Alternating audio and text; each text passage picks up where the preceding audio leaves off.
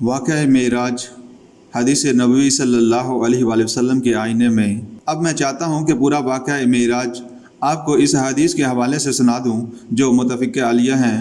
میں خود بیان کروں گا تو کچھ نہ کچھ کمی بیشی کا احتمال ہے۔ یہ ہماری خوش قسمتی ہے کہ واقعہ معراج اپنی پوری تفاصیل کے ساتھ حدیث کی شکل میں ہمارے پاس محفوظ، اور حدیث بھی دوسرے یا تیسرے طبقے کی کتابوں کی نہیں بلکہ متفق علیہ ہے، جس کا پایا جیسا کہ میں نے عرض کیا روایت اور سند کے اعتبار سے تقریباً قرآن مجید کے برابر ہیں۔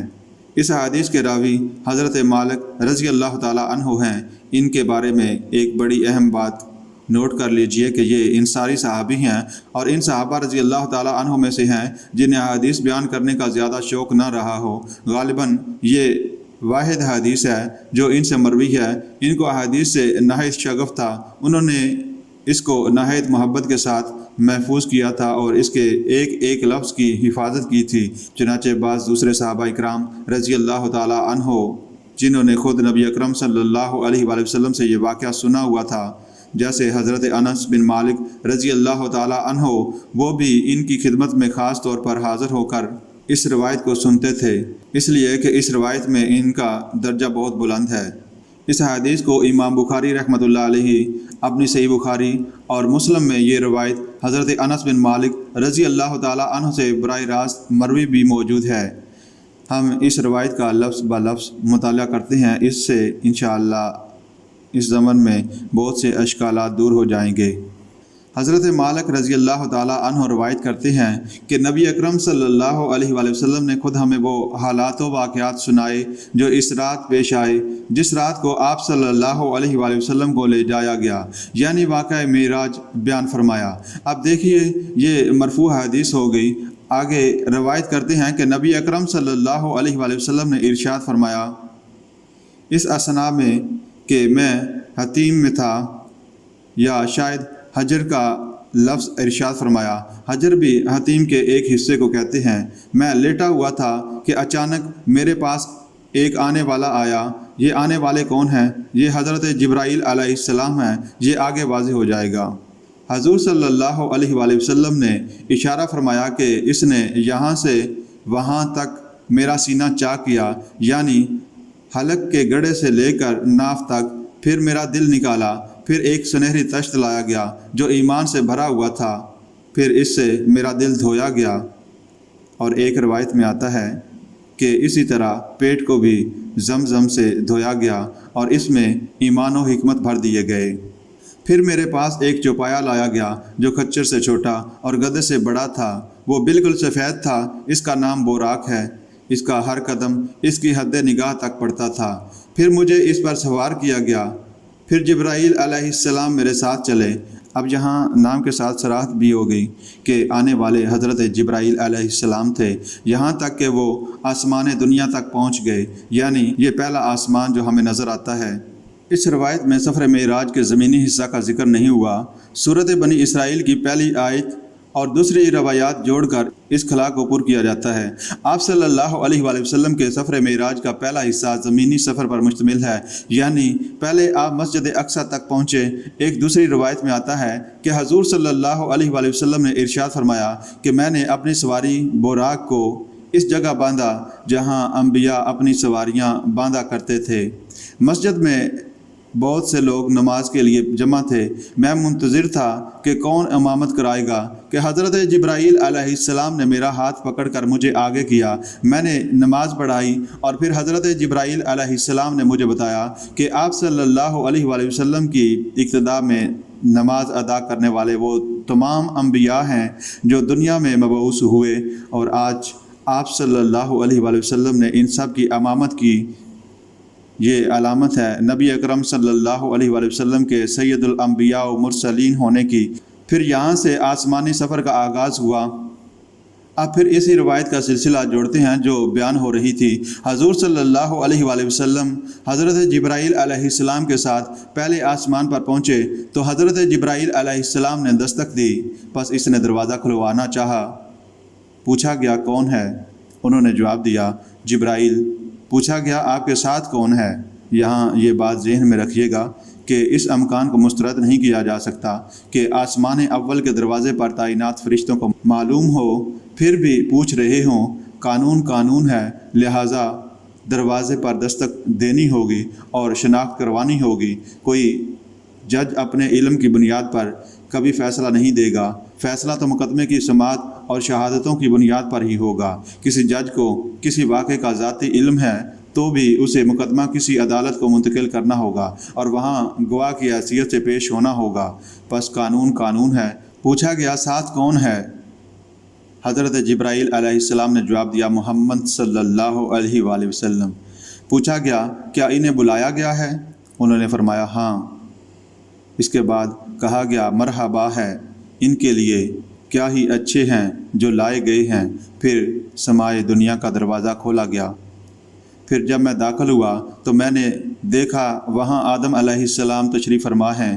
جبرائیل علیہ السلام نے کہا یہ آپ کے جد امجد حضرت آدم علیہ السلام ہیں، پس آپ ان کو سلام کیجئے۔ تو میں نے ان کو سلام کیا، انہوں نے سلام کا جواب دیا اور فرمایا خوش آمدید ہے صالح بیٹے اور صالح نبی کے لیے۔ پھر جبرائیل علیہ السلام مجھے لے کر اور اوپر گئے، یہاں تک کہ دوسرے آسمان تک پہنچ گئے، یہاں بھی وہی سوال و جواب ہوئے۔ پھر جب میں دوسرے آسمان میں داخل ہوا تو وہاں یحییٰ علیہ السلام اور عیسیٰ علیہ السلام تھے، اور یہ دونوں آپس میں خالہ زاد بھائی ہیں۔ جبرائیل علیہ السلام نے کہا یہ یحییٰ اور عیسیٰ علیہ السلام ہیں، ان کو سلام کیجئے۔ تو میں نے سلام کیا، پھر انہوں نے مجھے سلام کا جواب دیا اور کہا خوش آمدید، مرحبا صالح بھائی اور صالح نبی کو، مرحبا صالح بھائی اور صالح نبی کو۔ یہاں غور کیجئے کہ حضرت آدم علیہ السلام نے حضور صلی اللہ علیہ وآلہ وسلم کا استقبال بیٹا کہہ کر کیا، جبکہ حضرت یحییٰ اور حضرت عیسیٰ علیہ السلام نے بھائی کہہ کر خیر مقدم کیا۔ یہ اس لیے کہ حضرت آدم علیہ السلام تو کل بنی نوع انسان کے جد امجد ہیں، جبکہ حضرت یحییٰ حضرت عیسیٰ علیہ السلام بنی اسرائیل میں سے ہیں، جو حضرت ابراہیم علیہ السلام کے دوسرے بیٹے حضرت اسحاق علیہ السلام کی اولاد میں سے ہیں۔ چنانچہ وہ بیٹا کہنے کے بجائے بھائی کہتے ہیں۔ اسی طرح آگے حضرت یوسف علیہ السلام، موسیٰ علیہ السلام اور ہارون علیہ السلام آپ صلی اللہ علیہ وآلہ وسلم کو بھائی کہیں گے، اور آگے حضرت ابراہیم علیہ السلام بیٹا کہیں گے، کیونکہ ان حضور صلی اللہ علیہ وآلہ وسلم ان کے بڑے بیٹے حضرت اسماعیل علیہ السلام کی اولاد میں سے ہیں۔ نبی اکرم صلی اللہ علیہ وآلہ وسلم فرماتے ہیں، یعنی تیسرے آسمان پر حضرت یوسف علیہ السلام سے ملاقات ہوئی اور وہی مکالمہ ہوا۔ اسی طرح چوتھے آسمان پر حضرت ادریس علیہ السلام سے، پانچویں آسمان پر حضرت ہارون علیہ السلام سے، اور چھٹے آسمان پر حضرت موسیٰ علیہ السلام سے ملاقات ہوئی۔ حضرت موسیٰ علیہ السلام سے ملاقات کا ذکر احادیث میں اس طرح ہے کہ سلام کے تبادلہ کے بعد جب میں آگے جانے لگا تو موسیٰ علیہ السلام رونے لگے۔ ان سے پوچھا گیا آپ کو کیا چیز رلا رہی ہے؟ موسیٰ علیہ السلام نے کہا کہ مجھے اس بات پر رونا آ رہا ہے کہ یہ جوان محمد صلی اللہ علیہ وآلہ وسلم جن کی بعثت میرے بہت بعد ہوئی، اس کے باوجود ان کی امت سے جنت میں داخل ہونے والوں کی تعداد میری امت کے مقابلے میں بہت زیادہ ہوگی۔ وہ شفقت و الفت جو کسی نبی کو اپنی امت سے ہونی چاہیے، یہ اس کا باکمال و تمام اظہار ہے۔ اسے معاذ اللہ کسی حسد یا معمول نہ کر لیجئے گا، بلکہ یہ اپنی امت کی مرحومی کا احساس ہے، جس سے حضرت موسیٰ علیہ السلام پر یہ کیفیت طاری ہوئی۔ پھر مجھے ساتویں آسمان پر لے جایا گیا، وہاں بھی داخلے کے لیے فرشتوں سے مکالمہ ہوا۔ اس آسمان پر حضرت ابراہیم علیہ السلام سے ملاقات ہوئی۔ پھر جب میں داخل ہوا تو وہاں حضرت ابراہیم علیہ السلام تھے۔ جبرائیل علیہ السلام نے کہا یہ آپ کے جد حضرت ابراہیم علیہ السلام ہیں، انہیں سلام کیجئے۔ چنانچہ میں نے انہیں سلام کیا۔ جواب میں حضرت ابراہیم علیہ السلام نے بھی سلام کہا اور ان الفاظ سے میرا استقبال کیا، خوش آمدید صالح بیٹے اور صالح نبی کے لیے۔ پھر مجھے اور بلند کیا گیا سدرۃ المنتہا تک، جس کا ذکر سورۃ نجم میں ہوا ہے۔ سورۃ نجم میں مشاہدات معراج کا ذکر۔ میں چاہتا ہوں کہ حدیث کے بیان کی تکمیل سے قبل ہم اس واقعہ سے متعلق سورۃ نجم کی آیات کا مطالعہ بھی کر لیں۔ سورۃ نجم کی ابتدائی آیات مشکلات قرآن میں سے ہیں۔ اور ان کی تفسیر و تشریح میں اختلاف سلف سے چلے آ رہے ہیں۔ نبی اکرم صلی اللہ علیہ وآلہ وسلم کو جو مشاہدات کرائے گئے اور جن کا ذکر سورۃ نجم کی ابتدائی آیات میں ہوا ہے، اس وقت میں ان سب سے بحث نہیں کروں گا، البتہ جس مشاہدے کا ذکر آیت نمبر 11 تا 18 میں آیا ہے اس کا ذکر کروں گا، کیونکہ ان آیات کا تعلق تقریباً تمام مفسرین و علماء امت کے نزدیک واقعہ معراج سے ہے۔ فرمایا ما کذب الفؤاد ما رأى، جو کچھ انہوں نے اپنی نگاہوں سے دیکھا اس کو ان کے دل نے جھٹلایا نہیں۔ اس کی طرف میں قبل ازیں اشارہ کر چکا ہوں کہ ایک ہمارا مشاہدہ ہوتا ہے کہ اس کے ساتھ وسوسے بھی ہوتے ہیں کہ جو کچھ میں دیکھ رہا ہوں کیا یہ واقعتاً ایسا ہی ہے؟ جو آگ سامنے نظر آ رہی ہے وہ در حقیقت آگ ہے یا آگ کی سی صورت ہے؟ آج کل تو اس طرح کے لیمپ بنے ہوئے ہیں کہ انسان کو ان کے اندر حقیقی انگارے دیکھتے نظر آتے ہیں، ان سے انسان دھوکہ کھا سکتا ہے، حالانکہ انگاروں کا وجود ہی نہیں ہوتا، تو ہماری آنکھ دھوکہ کھاتی ہے۔ لیکن نبی صلی اللہ علیہ وآلہ وسلم کا جو مشاہدہ ہوتا ہے وہ آنکھ اور دل، نظر و قلب اور بصارت و بصیرت کی یکجائی کے ساتھ ہوتا ہے، اس میں فرق و تفاوت اور وسوسہ نہیں ہوتا۔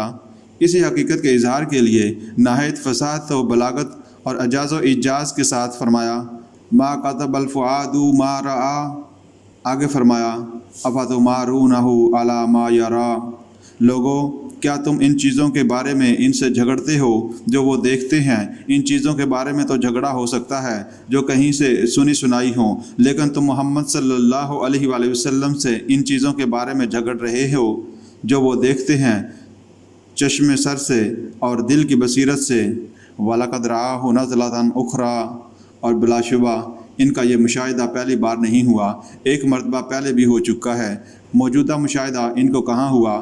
عند سدرۃ المنتہا، سدرۃ المنتہا کے پاس، عندہا جنت المأویٰ، اسی کے پاس جنت مأویٰ ہے، وہ جنت جس کا وعدہ کیا گیا ہے اور جو اللہ کے نیکوکار بندوں کا ٹھکانہ بنے گی، جس میں وہ ہمیشہ ہمیشہ رہیں گے، جس کے متعلق سورۃ الزمر میں فرمایا گیا، اور جنت کے داروغہ ان نیکوکاروں سے کہیں گے کہ سلامتی ہو تم پر، تم بہت خوش بخت رہے، داخل ہو جاؤ اس جنت میں ہمیشہ ہمیشہ کے لیے۔ یہاں نوٹ کر لیجئے کہ احادیث میں معراج کے موقع پر جنت کے مشاہدات کے جو احوال آئے ہیں وہ جنت وہی تو ہے، ان آیات میں ان احوال کا ذکر نہیں ہے۔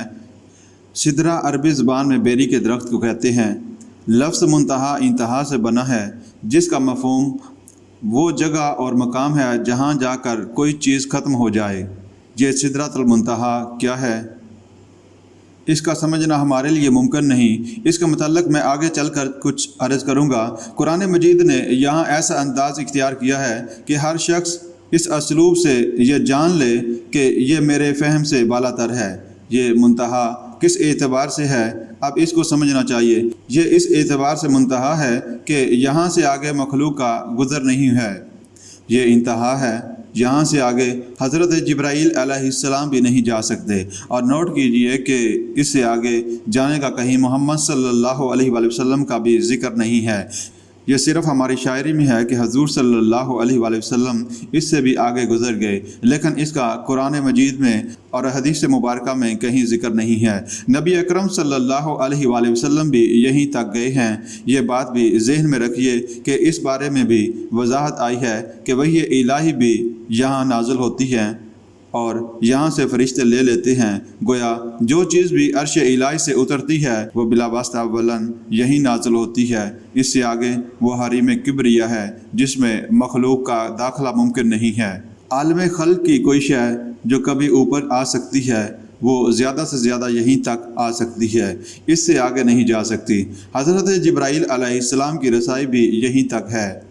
لہذا نوٹ کیجئے کہ قرآن مجید نے جو ذکر کیا وہ سدرۃ المنتہا کے آگے یا پار کا نہیں کیا، بلکہ فرمایا وَلَقَدْ رَآهُ نَزْلَةً أُخْرَى عِنْدَ سِدْرَةِ الْمُنتَهَا، اور آگے فرمایا اِذْ يَغْشَى السِّدْرَةَ مَا يَغْشَى، جبکہ اس بیری کے درخت کو ڈھانپے ہوئے تھا جو ڈھانپے ہوئے تھا، یعنی نہ اس کو زبان ادا کر سکتی ہے، نہ انسانی زبان میں وہ حروف و الفاظ ہیں جو اس کیفیت کو بیان کر سکیں یا اس کی تعبیر کر سکیں، نہ اس کا کوئی تصور انسان کے لیے ممکن ہے۔ جنت کی نعمتوں کے بارے میں ایک حدیث میں آیا ہے وہ نعمتیں جو نہ کسی آنکھ نے دیکھی، نہ کسی کان نے سنی، نہ کسی انسان کے دل پر کبھی ان کا خیال تک آیا۔ اب انہیں بیان کریں تو کن الفاظ میں کریں؟ ان کا ابلاغ و اعلان کیسے ہوا؟ وہ کمیونیکیٹ کیسے ہوا؟ ابلاغ اور اعلان تو کسی ایسی چیز کے حوالے سے ہوتا ہے جس کا آپ کو تجربہ ہو، وہ آپ کی دید اور شنید میں آئی ہو، آپ کے ذہن میں اس کا کوئی تصور ہو تو اس کے حوالے سے بات ہو سکتی ہے۔ لہٰذا یہاں اسلوب اور انداز یہ اختیار کیا گیا ہے کہ اذا یغشی السدرۃ ما یغشی، جب کہ سدرہ کو ڈھانپے ہوئے تھا جو ڈھانپے ہوئے تھا۔ تجلیات ربانی کس نوعیت اور کس کیفیت کی حامل تھیں، اسے سمجھنا انسانی ذہن کے لیے ممکن نہیں۔ تجلیات کا جو براہ راست نزول ہو رہا تھا، اس محبت تجلیات اور ان کے نزول کا نبی اکرم صلی اللہ علیہ وآلہ وسلم نے مشاہدہ فرمایا۔ معراج اور رؤیت باری تعالیٰ ہماری شاعری میں بے انتہا مبالغے ہو جایا کرتے ہیں۔ علامہ اقبال جو کچھ بھی تھے شاعر تھے، اور شاعری میں مبالغہ لازماً ہو جاتا ہے۔ لہٰذا علامہ اقبال کہتے ہیں یعنی موسیٰ علیہ السلام تو ایک جلوہ صفات ہی کی وجہ سے بے ہوش ہو گئے تھے، جبکہ آپ صلی اللہ علیہ وآلہ وسلم عین ذات کا مشاہدہ کر رہے ہیں اور تبسم فرما رہے ہیں۔ میرے نزدیک یہ مبالغہ ہے۔ عین ذات کے مشاہدے کا ذکر نہ قرآن میں ہے نہ حدیث میں۔ تاہم اس زمن میں اختلاف صحابہ اکرام رضی اللہ تعالیٰ عنہ سے چلا آ رہا ہے۔ یہ اختلاف سلف میں بھی ہے اور خلف میں بھی۔ لہٰذا کوئی یہ رائے رکھنا چاہے کہ حضور صلی اللہ علیہ وآلہ وسلم نے اللہ تعالیٰ کا دیدار کیا تھا تو رکھے۔ میں نے آغاز میں واضح کر دیا تھا کہ اس واقعہ معراج کا بالکلیہ انکار کفر ہوگا، لیکن تفصیلات اور توجیہات اور تعویلات کا اختلاف کفر نہیں ہے۔ بعض حضرات کی رائے یہ ہے کہ شب معراج میں حضور صلی اللہ علیہ وآلہ وسلم نے اللہ کو دیکھا، براہ راست دیدار الہی ہوا، لیکن زیادہ قوی رائے یہ ہے کہ ذات باری تعالیٰ کا براہ راست مشاہدہ نہیں ہوا۔ حضرت عائشہ رضی اللہ تعالیٰ عنہا سے جب ذکر کیا گیا تو انہوں نے فرمایا، اللہ تو ایک نور ہے، اسے دیکھا کیسے جا سکتا ہے؟ آپ نور کے ذریعے سے کسی اور شے کو دیکھتے ہیں، نور تو نور ہے، اس کو کہاں دیکھا جا سکتا ہے؟ نوٹ کیجئے کہ قرآن مجید میں بھی فرمایا گیا، اذ یغشی السدرۃ ما یغشی ما زاغ البصر وما طغی لقد رأى من آیات ربہ الکبریٰ۔ درمیانی آیت کے متعلق تو میں بعد میں عرض کروں گا، پہلے آخری آیت پر غور کیجئے۔ اس میں فرمایا گیا کہ محمد صلی اللہ علیہ وآلہ وسلم نے کیا دیکھا؟ بے شک انہوں نے اپنے رب کی عظیم الشان نشانیوں کو دیکھا۔ کبریٰ اس میں تفصیل ہے۔ پس یہاں عظیم ترین آیات ربانیہ کے مشاہدے کا ذکر ہے، یعنی محمد صلی اللہ علیہ وآلہ وسلم کو رب کا نہیں آیات ربانیہ کا مشاہدہ ہوا ہے۔ سورہ بنی اسرائیل کی پہلی آیت میں معراج کے زمینی سفر کی غرض و غایت یہ بیان ہوئی کہ یہ سفر اس لیے کرایا گیا کہ ہم اسے اپنے رسول کو اپنی آیات میں سے چند ایک کا مشاہدہ کروائیں۔ وہاں کبریٰ نہیں آیا، وہاں زمینی آیات ہیں، وہ بھی اللہ کی نشانیاں ہیں، لیکن عظیم ترین آیات الہیہ وہ ہیں جو سدرۃ المنتہا کو ڈھانپے ہوئے ہیں، جن کا رسول اللہ صلی اللہ علیہ وآلہ وسلم نے مشاہدہ فرمایا۔ اس حوالے سے اگر تقابل کیا جائے تو غلط نہیں ہوگا، اور اس اعتبار سے فضیلت محمد صلی اللہ علیہ وآلہ وسلم ثابت کی جائے تو درست ہوگی کہ ذات باری تعالیٰ کی ایک تجلی جو کوہ طور پر پڑی تو حضرت موسیٰ علیہ السلام اس کا بھی تحمل نہ کر سکے، اور یہاں تجلیات ربانی کا سدرۃ المنتہا پر براہ راست جو نزول ہو رہا تھا، جناب محمد صلی اللہ علیہ وآلہ وسلم نے انہیں بھرپور انداز میں دیکھا اور ان کا تحمل کیا۔ اس اعتبار سے فرق و تفاوت ثابت ہے، لیکن اگر یہاں ذات باری تعالیٰ کے دیدار کو لایا جائے تو یہ بلا سند ہے، اس کی قرآن یا حدیث میں سند موجود نہیں۔ اگر ایسا ہوا ہوتا تو یہ اتنی بڑی بات تھی کہ یہاں ضرور اس کی صراحت کر دی جاتی، کم از کم حدیث میں ہی اس کی تصریح ہوتی۔ ہاں، بعض صحابہ رضی اللہ تعالیٰ عنہ کے یہ اقوال کہ آپ شب معراج میں دیدار الہی سے بھی مشرف ہوئے تھے سند کے ساتھ منقول ہیں، لیکن عظیم اکثریت کی رائے یہی ہے کہ شب معراج میں حضور صلی اللہ علیہ وآلہ وسلم کو دیدار الہی نہیں ہوا۔ جمہور اہل سنت کی رائے بھی یہی ہے۔ اس دنیا میں اللہ تعالیٰ نے انسان کو جو آنکھیں عطا کی ہیں اور ان میں بصارت کی جو صلاحیت رکھی ہے وہ دیدار الہی کا تحمل نہیں کر سکتی۔ یہ رائے رکھنے والے اصحاب رسول اس کے لیے قرآن حکیم کی اس آیت سے استدلال کرتے ہیں، نگاہیں اس کو نہیں پا سکتی اور وہ نگاہوں کو پا لیتا ہے، وہ نہایت باریک بین اور باخبر ہے۔ البتہ جمہور علماء امت اس بات کے قائل ہیں کہ قیامت کے روز اہل ایمان دیدار الہی سے مشرف ہوں گے، کیونکہ اللہ تعالیٰ بعث بعد الموت پر ان کو وہ بصارت عطا فرمائے گا جو دیدار الہی کا تحمل کر سکے گی۔ یہ حضرات علماء اس کے لیے صورت قیامہ کی اس آیت سے استدلال کرتے ہیں۔ کچھ چہرے اس روز تر و تازہ ہوں گے، اپنے رب کی طرف دیکھ رہے ہوں گے۔ نیز حدیث میں بھی آیا ہے کہ اہل جنت کے لیے سب سے بڑی نعمت دیدار الہی ہوا کرے گی۔ اس ضمن میں میری بھی یہی رائے ہے۔ ما زاغ البصر وما طغى۔ سامعین، اس مقام پر بڑی عجیب کیفیت بیان کی گئی ہے اور اس آیت کو سمجھنا آسان نہیں ہے جب تک آپ چند کیفیات کو اچھی طرح جان نہ لیں۔ ہمارے اپنے مشاہدے کے بارے میں ایک کیفیت یہ ہوتی ہے کہ مشاہدے کا شوق ہے، اور وہ شوق اتنا ہے کہ حد ادب سے بھی تجاوز کرنا چاہتا ہے، لیکن ظرف اتنا نہیں ہے کہ دیکھ سکے۔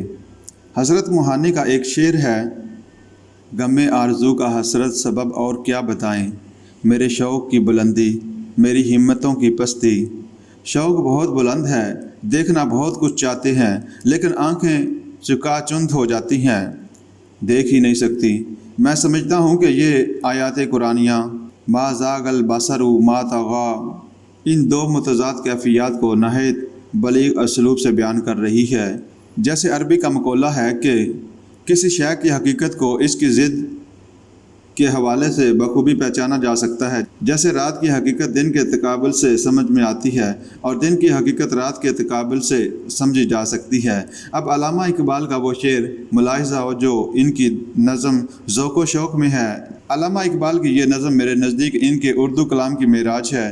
اس نظم کے آخری حصے کا ایک شعر ہے، عین وصال میں مجھے حوصلہ نظر نہ تھا، گرچہ بہانہ جو رہی میری نگاہ بے ادب۔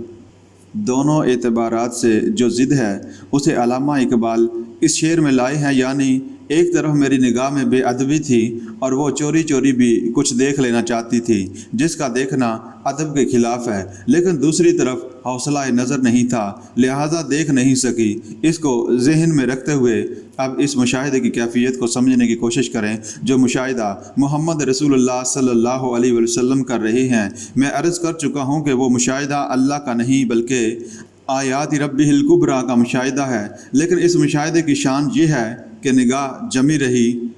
یہ ظرف ہے محمد عربی صلی اللہ علیہ وآلہ وسلم کا کہ نگاہیں چکا چند نہیں ہوئیں۔ جہاں تیز روشنی ہو نگاہیں اس کا تحمل نہیں کر سکتی اور دیکھنے والا نگاہ ہٹانے پر مجبور ہو جاتا ہے، لیکن وہاں حال یہ ہے کہ ما زاغ البصر، نگاہ کج نہیں ہوتی، ٹیڑھی نہیں ہوتی۔ جو کچھ دیکھا ہے نگاہ کو جما کر دیکھا ہے، جو مشاہدہ کیا ہے بھرپور کیا ہے، پورے ظرف کامل کے ساتھ کیا ہے، پورے تحمل کے ساتھ کیا ہے، لیکن وما طغى، حد سے تجاوز نہیں کیا۔ بے ادبی کا کوئی امکان نہیں ہے، طغى ہی سے طغیانی بنا ہے، یعنی حد سے نکل جانا۔ دریا کو اپنی موج کی طغیانیوں سے کام، کشتی کسی کی پار ہو یا درمیان رہے۔ طغى حد سے تجاوز کو کہتے ہیں۔ وہ چونکہ مقام ادب بھی ہے لہٰذا وہاں حد سے تجاوز نہیں ہوا۔ بندہ بندہ ہی رہے گا خواہ کتنا بلند مقام تک پہنچ جائے، اور رب رب ہی رہے گا خواہ کتنا ہی نزول اجلال فرما لے۔ سدرۃ المنتہا تک پہنچ کر بھی محمد صلی اللہ علیہ وآلہ وسلم مقام بندگی سے تجاوز نہیں کر رہے ہیں۔ وہاں بھی حال یہ ہے کہ فَأَوْحَىٰ إِلَىٰ عَبْدِهِ مَا أَوْحَىٰ، پس وہاں بھی وہی پہنچائی اپنے بندے کو جو وہی پہنچانی تھی۔ لیکن عبدہ و رسول کے مشاہدے کی کیفیت یہ ہے کہ ما زاغ البصر وما طغى، نگاہ نہ کج ہوئی اور نہ ہی اس نے حد سے تجاوز کیا۔ لقد رأى من آیات ربہ الکبریٰ، بالتحقیق انہوں نے اپنے رب کی عظیم ترین آیات کا مشاہدہ کیا۔ اب ظاہر بات ہے کہ یہ آیات کبریٰ ہمارے تخیل و تصور سے بالا تر ہیں اور انسانی زبان کے الفاظ ان کے بیان کا تحمل بھی نہیں کر سکتے۔ یہی وہ ہے کہ قرآن حکیم میں حدیث معراج کا تسلسل۔ اب ہم دوبارہ زیر مطالعہ حدیث کی طرف رجوع کرتے ہیں۔ اس میں سدرۃ المنتہا کی بات شروع ہوئی تھی۔ نبی اکرم صلی اللہ علیہ وآلہ وسلم سے حضرت مالک رضی اللہ تعالیٰ عنہ روایت کرتے ہیں، پھر مجھے اٹھایا گیا سدرۃ المنتہا تک۔ اب حضور صلی اللہ علیہ وآلہ وسلم سدرۃ المنتہا کی کچھ باتیں ہماری زبان میں سمجھا رہے ہیں اور فرما رہے ہیں کہ اس بیری کے درخت کے بیر تو علاقہ حجر کے مٹکوں کے حجم کے تھے اور اس کے پتے ہاتھی کے کانوں جتنے بڑے تھے۔ حضرت جبرائیل علیہ السلام نے کہا، یہ ہے سدرۃ المنتہا۔ میں نے وہاں 4 نہریں دیکھیں، 2 نہریں خفیہ طور پر اور 2 ظاہر طور پر بہہ رہی تھیں۔ میں نے پوچھا، جبرائیل یہ کیا ہیں؟ یہ جو 2 ڈھکی ہوئی نہریں جا رہی ہیں، یہ تو جنت کی نہریں ہیں، ایک کوثر اور دوسری سلسبیل، اور یہ جو زہری نہریں جا رہی ہیں یہ نیل اور فرات ہیں۔ پھر بیت المعمور میرے قریب لایا گیا۔ بیت المعمور در حقیقت 7ویں آسمان پر اللہ تعالیٰ کا گھر ہے، جس کا ظل اور سایہ اس دنیا میں خانہ کعبہ ہے۔ ایک روایت میں آتا ہے کہ جبرائیل علیہ السلام نے اس کے بارے میں بتایا، اس میں روزانہ 70,000 فرشتے نماز پڑھتے ہیں، اور جب ایک بار اس سے نکلتے ہیں تو دوبارہ ان کے داخلے کی نوبت نہیں آتی۔ اسی طریقے سے فرشتے بیت الحرام میں خانہ کعبہ کا بھی طواف کرتے ہیں۔ پھر جان لیجئے یہ ہماری نگاہوں سے مخفی عالم غیب کی ایک دنیا ہے، یقیناً اس کا ایک وجود ہے، چاہے وہ ہمیں نظر نہ آئے۔ واضح ہے کہ بخاری اور مسلم کی بعض روایات میں بیت المعمور کا ذکر سدرۃ المنتہا سے مقدم ہے۔ پھر میرے سامنے 3 برتن لائے گئے، ایک شراب کا، ایک دودھ کا اور ایک شہد کا۔ میں نے دودھ والا پیالہ اٹھا لیا۔ حضرت جبرائیل علیہ السلام نے کہا، یہی مطابق فطرت ہے جس پر آپ صلی اللہ علیہ وآلہ وسلم بھی ہیں اور آپ صلی اللہ علیہ وآلہ وسلم کی امت بھی، یعنی انہوں نے نبی اکرم صلی اللہ علیہ وآلہ وسلم کے انتخاب کی توثیق کی۔ یہی بات اس آیت میں فرمائی گئی، فطرت اللہ التی فطر الناس علیہا۔ چنانچہ نبی اکرم صلی اللہ علیہ وآلہ وسلم نے اسی فطرت انسانی کا انتخاب فرمایا جس پر اللہ نے انسانوں کو پیدا کیا ہے۔ امت کے لیے معراج کے تحفے نبی اکرم صلی اللہ علیہ وآلہ وسلم نے مزید فرمایا، پھر مجھ پر اور میری امت پر 50 نمازیں یومیہ فرض کی گئیں۔ ایک دوسری روایت میں ہے کہ مجھے اس موقع پر 3 چیزیں عطا کی گئیں، ایک تو 50 نمازیں ایک دن رات میں فرض ہوئیں، اور دوسری سورۃ بقرہ کی آخری 2 آیات، آمن الرسول بما انزل الیہ من ربہ والمؤمنون کل آمن باللہ وملائکتہ وکتبہ ورسلہ لا نفرق بین احد من رسلہ وقالوا سمعنا واطعنا غفرانک ربنا والیک المصیر لا یکلف اللہ نفسا الا وسعها لها ما کسبت وعلیہا ما اکتسبت ربنا لا تؤاخذنا ان نسینا او اخطأنا ربنا ولا تحمل علینا اسرا کما حملتہ علی الذین من قبلنا ربنا ولا تحملنا ما لا طاقۃ لنا بہ واعف عنا واغفر لنا وارحمنا انت مولانا فانصرنا علی القوم الکافرین۔ اور تیسری چیز یہ کہ آپ صلی اللہ علیہ وآلہ وسلم کی امت کے گناہ کبیرہ بھی بغیر توبہ کے معاف ہو سکیں گے۔ یہ خصوصی تحفے ہیں جو بارگاہ رب العزت سے اس مقام پر شب معراج میں محمد رسول اللہ صلی اللہ علیہ وآلہ وسلم کو امت کے لیے عطا ہوئے۔ اس میں اولین صلاۃ یہ معراج میں فرض ہوئی، لہذا اس کے متعلق حضور صلی اللہ علیہ وآلہ وسلم کا ارشاد ہے کہ الصلاۃ معراج المؤمنین، یعنی نماز اہل ایمان کے لیے بمنزلہ معراج ہے۔ پھر اسی روایت میں آگے تفصیل آ رہی ہے کہ نبی اکرم صلی اللہ علیہ وآلہ وسلم جب واپسی کے لیے آئے اور حضرت موسیٰ علیہ السلام سے ملاقات ہوئی تو انہوں نے فرمایا، یہ 50 نمازیں بہت زیادہ ہیں، مجھے لوگوں کا تجربہ ہے، آپ کی امت اس کا تحمل نہ کر سکے گی، واپس جائیے اور تخفیف کے لیے درخواست کیجیے۔ حضور صلی اللہ علیہ وآلہ وسلم واپس گئے تو 10 نمازیں معاف ہو گئیں، 40 رہ گئیں۔ پھر آپ صلی اللہ علیہ وآلہ وسلم حضرت موسیٰ علیہ السلام کے پاس آئے تو انہوں نے آپ صلی اللہ علیہ وآلہ وسلم سے پھر وہی بات کہی اور آپ کو واپس بھیجا۔ پھر گئے تو 30 ہو گئیں۔ اسی طرح حضرت موسیٰ علیہ السلام کے بھیجنے پر پھر گئے تو 20 ہو گئیں، پھر تشریف لے گئے تو 10 رہ گئیں۔ اس پر بھی حضرت موسیٰ علیہ السلام نے وہی بات کہی، آپ پھر گئے تو اب 5 رہ گئیں۔ حضرت موسیٰ علیہ السلام نے اس پر بھی کہا کہ پھر واپس جائیے اور تخفیف کے لیے درخواست کیجیے۔ 5 نمازیں بھی آپ صلی اللہ علیہ وآلہ وسلم کی امت کے لیے بھاری ہوں گی، لیکن حضور صلی اللہ علیہ وآلہ وسلم نے فرمایا کہ اب مجھے شرم آتی ہے، اتنی مرتبہ جا چکا ہوں کہ اب مزید جانے میں حیا محسوس کر رہا ہوں، لہٰذا میں اسی پر راضی ہوں اور اس معاملے کو اللہ کے سپرد کرتا ہوں۔ حضور صلی اللہ علیہ وآلہ وسلم فرماتے ہیں کہ جب میں موسیٰ علیہ السلام کے پاس سے واپسی کے لیے روانہ ہوا تو ایک ندا کرنے والے کی ندا آئی کہ اللہ تعالیٰ فرماتا ہے، میں نے اپنے فرض کو نافذ کر دیا ہے اور اپنے بندوں کا بوجھ ہلکا کر دیا ہے۔ ایک دوسری متفق علیہ روایت کے آخر میں اس کا ذکر ہے کہ اللہ کے ہاں یہ 5 نمازیں اجر و ثواب کے حساب سے 50 نمازوں کے مساوی ہیں۔ اللہ تعالیٰ کے ہاں قول بدلا نہیں جاتا۔ میں نے بقیہ حدیث کی ترجمانی اپنے الفاظ میں کر دی، اب اس کے آخری حصے کا متن بھی ملاحظہ کر لیجئے۔ اس متفق علیہ روایت کے علاوہ بھی واقعہ معراج کے متعلق کثیر روایات موجود ہیں۔ ان حضور صلی اللہ علیہ وآلہ وسلم کو جنت و دوزخ کے جو مشاہدات کروائے گئے وہ دوسری روایات میں مذکور ہیں، لیکن اسناد کے اعتبار سے کسی دوسری روایت کا وہ درجہ اور مرتبہ نہیں ہے جو اس روایت کا ہے۔ ایک دوسری روایت میں آتا ہے کہ پھر حضور صلی اللہ علیہ وآلہ وسلم واپس مسجد اقصیٰ تشریف لائے اور وہاں سے براق پر مکہ مکرمہ مراجعت ہوئی۔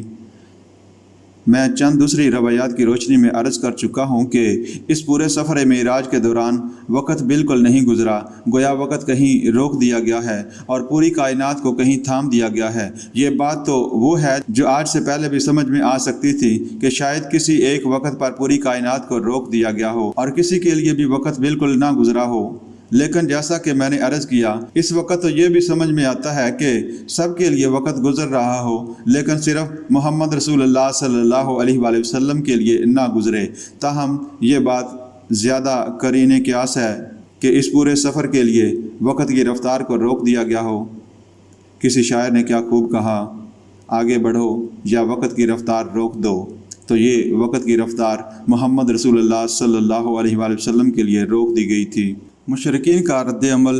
اس واقعہ کو نبی اکرم صلی اللہ علیہ وآلہ وسلم نے جب ایک مجمع میں سنایا تو اس پر جو رد عمل اور جو ہنگامہ ہونا تھا وہ ہوا، یہاں تک بھی ہوا کہ بعض مومنین صادقین متزلزل، مطرود اور متذبذب ہو گئے۔ مشرکین مکہ نے بغلیں بجائیں کہ اب ہمیں اپنے پراپیگنڈے کے لیے بڑا سنہری موقع مل گیا۔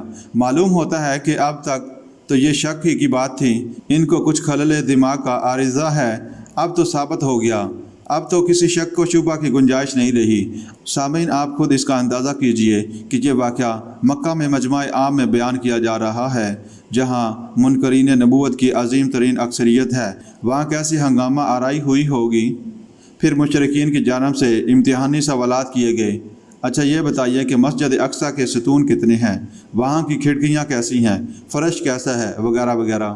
حضور صلی اللہ علیہ وآلہ وسلم فرماتے ہیں کہ میں گھبرا گیا، اس لیے کہ ایسی تفصیلات کس کو یاد رہتی ہیں۔ مسجد اقصیٰ میں جا کر حضور صلی اللہ علیہ وآلہ وسلم ستون تو نہیں گنتے رہے تھے، لیکن جب ایسے سوالات کیے جا رہے تھے تو عین ممکن تھا کہ مجمع میں تالی پڑ جائے، مگر اچانک اللہ تعالیٰ نے آپ صلی اللہ علیہ وآلہ وسلم کے سامنے مسجد اقصیٰ کو ظاہر کر دیا۔ اب آپ صلی اللہ علیہ وآلہ وسلم دیکھ کر ان کے اس طرح کے سوالات کے جوابات دیتے رہے اور لوگ تنگ ہوتے رہے۔ بخاری اور مسلم دونوں میں یہ روایت موجود ہے کہ حضرت جابر رضی اللہ تعالیٰ عنہ سے روایت ہے کہ انہوں نے رسول اللہ صلی اللہ علیہ وآلہ وسلم کو یہ فرماتے ہوئے خود سنا، جب مجھ کو قریش نے واقعہ معراج پر جھٹلایا تو میں حجر میں کھڑا ہوا، پھر اللہ تعالیٰ نے بیت المقدس کو میرے سامنے ظاہر فرما دیا، میں نے ان کو اس کی نشانیاں بتانی شروع کر دیں اور میں ان کو دیکھتا جاتا تھا۔ میں نے عرض کیا تھا کہ نبی اکرم صلی اللہ علیہ وآلہ وسلم کو اللہ کی طرف سے بے شمار مشاہدات کرائے گئے۔ جنت آپ صلی اللہ علیہ وآلہ وسلم کے سامنے لے آئی جاتی ہے، جہنم سامنے لے آئی جاتی ہے، بیت المقدس سامنے لے آیا جاتا ہے، اور مسجد اقصیٰ کے مشاہدے سے حضور صلی اللہ علیہ وآلہ وسلم ہر سوال کا جواب دیتے ہیں۔ ابو بکر صدیق رضی اللہ تعالیٰ عنہ کی تصدیق۔ اسی زمن میں وہ واقعہ آتا ہے کہ چند لوگ دوڑے دوڑے حضرت ابو بکر رضی اللہ تعالیٰ عنہ کے پاس گئے۔ وہ یہ سمجھتے تھے کہ اگر یہ پالا ہم مار لیں تو پھر ہماری جیت ہے، اگر ہم ابو بکر رضی اللہ تعالیٰ عنہ کو متزلزل کر دیں تو پھر گویا ہمارے لیے کوئی اور مسئلہ نہیں رہے گا۔ روایات میں آتا ہے کہ حضرت ابو بکر صدیق رضی اللہ تعالیٰ عنہ نے بھی یہ سن کر ایک مرتبہ تو جھرجھری لی، لیکن آنے والوں سے صرف ایک سوال کیا کہ کیا واقعی وہ آپ صلی اللہ علیہ وآلہ وسلم یہ فرما رہے ہیں؟ لوگوں نے خوش ہو کر تالیاں بجاتے ہوئے کہا، ہاں ہاں وہ یہ کہہ رہے ہیں، چلو ہم تمہیں اپنے ساتھ لے چلتے ہیں، اپنے کانوں سے سن لو۔ انہوں نے سمجھا کہ ہمارا وار کارگر ہوا ہے، واقعی کوئی تزلزل معلوم ہوتا ہے، لیکن حضرت ابو بکر صدیق رضی اللہ تعالیٰ عنہ نے اس سوال کے بعد یہ جواب دیا، لوگو اگر آپ صلی اللہ علیہ وآلہ وسلم کہہ رہے ہیں تو 100% درست کہہ رہے ہیں۔ میں یہ مانتا ہوں کہ روزانہ فرشتہ آپ صلی اللہ علیہ وآلہ وسلم کے پاس آتا ہے، اور اگر ایک مرتبہ آپ صلی اللہ علیہ وآلہ وسلم کو آسمان پر لے جایا گیا تو یہ کون سی بڑی شے ہے؟ میں اس کی تصدیق کرتا ہوں۔ یہ دن ہے کہ جس دن سے بارگاہ رسالت صلی اللہ علیہ وآلہ وسلم سے ابو بکر کو صدیق کا خطاب عطا ہوا، اور اسی روز سے ابو بکر صدیق اکبر شمار ہوتے ہیں۔ تو یہ تھا وہ سفر معراج جس کے ذریعے اللہ تعالیٰ نے اپنے بندے اور رسول حضرت محمد صلی اللہ علیہ وآلہ وسلم کو افت و آسمان اور سدرۃ المنتہا پر موجود اپنی عظیم نشانیوں کا مشاہدہ کرایا۔ واقعہ معراج سے متعلق چند احادیث نبوی صلی اللہ علیہ وآلہ وسلم اور آثار صحابہ رضی اللہ تعالیٰ عنہ۔ جریر بن عبداللہ رضی اللہ تعالیٰ عنہ سے روایت ہے کہ رسول اللہ صلی اللہ علیہ وآلہ وسلم نے فرمایا، تم اپنے پروردگار کو عیان دیکھو گے۔ ایک روایت میں ہے، ہم رسول اللہ صلی اللہ علیہ وآلہ وسلم کے پاس بیٹھے ہوئے تھے، آپ صلی اللہ علیہ وآلہ وسلم نے 14ویں رات کے چاند کی طرف دیکھ کر فرمایا، تم اپنے رب کی طرف دیکھو گے جس طرح اس چاند کو دیکھ رہے ہو، اور اس کے دیکھنے میں کوئی دقت محسوس نہیں کرتے۔ اگر تم اس بات کی طاقت رکھو کہ تم سورج نکلنے اور غروب ہونے سے پہلے نماز پڑھنے سے مغلوب نہ کر دیے جاؤ تو ایسا ضرور کرو۔ پھر یہ آیت پڑھی اور تسبیح بیان کرو اپنے پروردگار کی سورج نکلنے اور غروب ہونے سے پہلے۔ حضرت ابو ذر غفاری رضی اللہ تعالیٰ عنہ سے روایت کرتے ہیں کہ میں نے رسول اللہ صلی اللہ علیہ وآلہ وسلم سے دریافت کیا، کیا آپ صلی اللہ علیہ وآلہ وسلم نے اپنے رب کو دیکھا ہے؟ آپ نے ارشاد فرمایا، وہ تو نور ہے، میں اسے کیوں کر دیکھتا؟ مسروق رحمۃ اللہ علیہ بیان کرتے ہیں کہ میں حضرت عائشہ رضی اللہ تعالیٰ عنہا کے پاس تکیہ لگائے بیٹھا تھا۔ انہوں نے فرمایا، اے ابو عائشہ، یہ مسروق رحمۃ اللہ علیہ کی کنیت ہے، 3 باتیں ایسی ہیں کہ جو کوئی ان میں سے کوئی ایک بات بھی کہے تو اس نے اللہ پر بہت بڑا جھوٹ باندھا۔ میں نے کہا، وہ کیا ہیں؟ حضرت عائشہ رضی اللہ تعالیٰ عنہا نے فرمایا، جس کسی کا یہ خیال ہو کہ حضرت محمد صلی اللہ علیہ وآلہ وسلم نے اپنے رب کو دیکھا ہے تو اس نے اللہ پر بہت بڑا جھوٹ باندھا۔ مسروق رحمۃ اللہ علیہ کہتے ہیں کہ میں تکیہ لگائے ہوئے تھا، یہ سن کر میں سیدھا ہو کر بیٹھ گیا اور کہا، ام المومنین ٹھہریے ذرا، میری بات تو سنیے اور جلدی نہ کیجیے۔ کیا اللہ عز و جل نے یہ نہیں فرمایا؟ اور اس نے اس کو روشن افق پر دیکھا ہے، اور ایک مرتبہ پھر اس نے سدرۃ المنتہا کے پاس اور اس کو اترتے دیکھا۔ اس پر حضرت عائشہ رضی اللہ تعالیٰ عنہا نے فرمایا، اس امت میں سب سے پہلے میں نے ہی رسول اللہ صلی اللہ علیہ وآلہ وسلم سے اس بارے میں دریافت کیا تھا، تو آپ صلی اللہ علیہ وآلہ وسلم نے فرمایا تھا، یہ تو جبرائیل علیہ السلام کا ذکر ہے، میں نے اسے ان کو ان کی اصل صورت میں جس پر انہیں پیدا کیا گیا ہے ان 2 مواقع کے سوا کبھی نہیں دیکھا۔ ان 2 مواقع پر میں نے انہیں آسمان سے نیچے اترتے دیکھا، اور ان کی عظیم ہستی زمین و آسمان کے درمیان ساری فضا پر چھائی ہوئی تھی۔ پھر حضرت عائشہ رضی اللہ تعالیٰ عنہا نے فرمایا، کیا تم نے اللہ تعالیٰ کا یہ فرمان نہیں سنا، نگاہیں اس کو نہیں پا سکتی اور وہ نگاہوں کو پا لیتا ہے، وہ بڑا باریک بین اور باخبر ہے؟ اور کیا تم نے اللہ تعالیٰ کا یہ ارشاد بھی نہیں سنا، اور کسی بشر کا یہ مقام نہیں ہے کہ اللہ اس سے کلام کرے مگر یا تو وحی کے طور پر یا پردے کے پیچھے سے، یا یہ کہ ایک فرشتہ بھیجے اور وہ اس پر اللہ کے اذن سے وحی کرے، جو کچھ اللہ چاہے یقیناً وہ بلند مرتبت اور صاحب حکمت ہے۔ حضرت عائشہ رضی اللہ تعالیٰ عنہا نے مزید فرمایا، اور جس کسی کا یہ خیال ہو کہ رسول اللہ صلی اللہ علیہ وآلہ وسلم نے کتاب اللہ میں سے کوئی بات چھپائی ہے تو اس نے بھی اللہ تعالیٰ پر بہت بڑا جھوٹ گھڑا، کیونکہ اللہ تعالیٰ تو یہ فرماتا ہے، اے رسول، جو کچھ آپ کی طرف آپ کے پروردگار کی جانب سے نازل ہوا ہے وہ لوگوں تک پہنچا دیجئے، اور اگر بالفرض آپ نے ایسا نہ کیا تو آپ نے اس کی پیغمبری کا حق ادا نہ کیا۔ پھر فرمایا، اور جو کوئی یہ گمان رکھتا ہو کہ وہ آنے والے کل کے حالات بتا سکتا ہے، اس نے بھی اللہ پر بہت بڑا جھوٹ باندھا، کیونکہ اللہ تعالیٰ کا ارشاد ہے، کہہ دیجئے کہ اللہ کے سوا آسمانوں اور زمین میں کوئی غیب کا علم نہیں رکھتا۔ معراج سے متعلق انس بن مالک رضی اللہ تعالیٰ عنہ کی روایت سے ایک اقتباس۔ رسول اللہ صلی اللہ علیہ وآلہ وسلم نے فرمایا، میں پھر موسیٰ علیہ السلام کے پاس آیا اور انہیں اس کے بارے میں بتایا۔ انہوں نے کہا، اپنے رب کے پاس واپس جائیے، کیونکہ آپ صلی اللہ علیہ وآلہ وسلم کی امت اس کی طاقت نہیں رکھے گی۔ آپ صلی اللہ علیہ وآلہ وسلم نے فرمایا، میں پھر اپنے رب کے پاس واپس پلٹا تو رب تعالیٰ نے نمازوں کی تعداد 5 معین کرتے ہوئے فرمایا، یہ اگرچہ 5 ہیں مگر ثواب کے لحاظ سے 50 ہی ہیں، میرے ہاں قول تبدیل نہیں ہوا کرتا۔ میں پھر موسیٰ علیہ السلام کے پاس آیا تو انہوں نے پھر مجھے اپنے رب کے پاس واپس جانے کو کہا، مگر میں نے کہا کہ اب مجھے اپنے رب سے حیا آتی ہے۔ سدرۃ المنتہا کی کیفیت اور معراج کے تحفوں سے متعلق ابن مسعود رضی اللہ تعالیٰ عنہ کی یہ حدیث ہے۔ عبداللہ بن مسعود رضی اللہ تعالیٰ عنہ سے روایت ہے کہ جب رسول اللہ صلی اللہ علیہ وآلہ وسلم کو رات کے وقت سفر معراج پر لے جایا گیا تو آپ کو سدرۃ المنتہا تک پہنچایا گیا، اور سدرۃ المنتہا چھٹے آسمان میں ہے۔ زمین سے جو چیز اوپر چڑھتی ہے وہ سدرہ تک پہنچتی ہے اور وہاں سے لے لی جاتی ہے، اور اوپر سے جو چیز اتاری جاتی ہے وہ بھی یہیں تک آتی ہے اور یہاں سے لے لی جاتی ہے۔ اور سدرہ کے متعلق انہوں نے اس آیت کا حوالہ دیا، اذ یغشی السدرۃ ما یغشی، اور کہا کہ وہ سونے کے پروانے ہیں۔ اور سدرۃ المنتہا پر نبی صلی اللہ علیہ وآلہ وسلم کو 3 چیزیں دی گئیں، 5 نمازیں، سورۃ بقرہ کی آخری آیات، اور آپ کی امت میں سے ہر اس شخص کے کبیرہ گناہ بھی معاف کر دیے گئے جس نے اللہ کے ساتھ کسی نوع کا شرک نہ کیا ہو۔